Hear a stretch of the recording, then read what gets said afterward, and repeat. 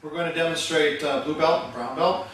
By the time you're to these charts, your students, or if you're the student, should have been participating for maybe 2 years, about a year and a half to 2 years for white and yellow belt. By this point, they should be well versed in doing newaza, randori, all the vocabulary. And the reason that the blue belt techniques and the brown belt techniques are what they are and where they are is not so much that they're more difficult to perform, but they're more difficult to receive.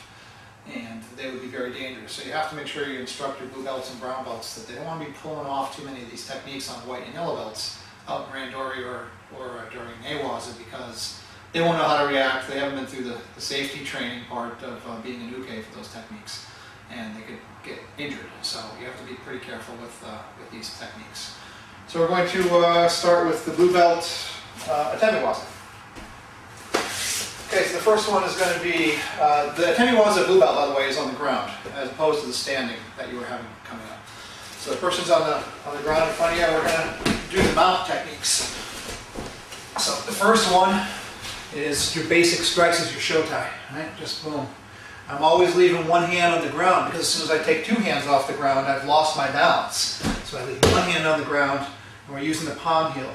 You can use your fist if you're in sort of a competition type of thing, because you're wearing a glove and that protects your hands. But in real life, when you hit bone against bone, you break your own fingers. So that's why we use the shotai.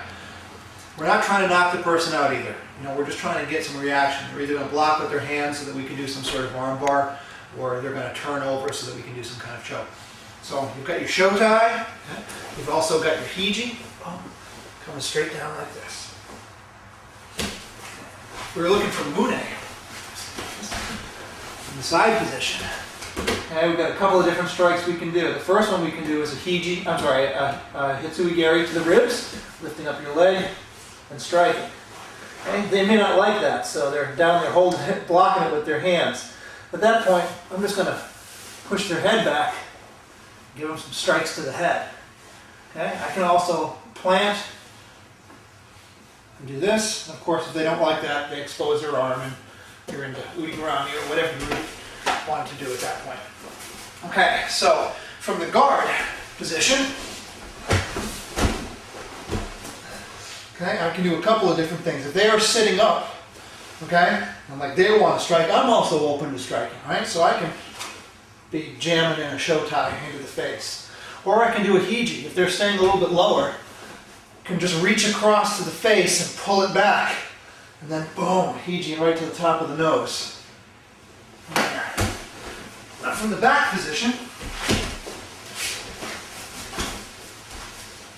okay, when we're here in this position, we can use our heels.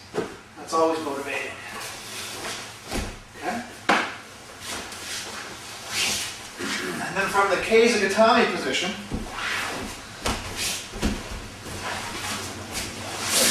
when we're down like this, don't forget we're hiding our head. Okay? It's easy to just hit them in the side of the face without lifting your head out of the way. You can just keep your head down, give them a couple strikes. It's very difficult for them to do any blocking except for with this hand. And of course, once they expose this hand, you know, they're susceptible to whatever arm bars you want to use.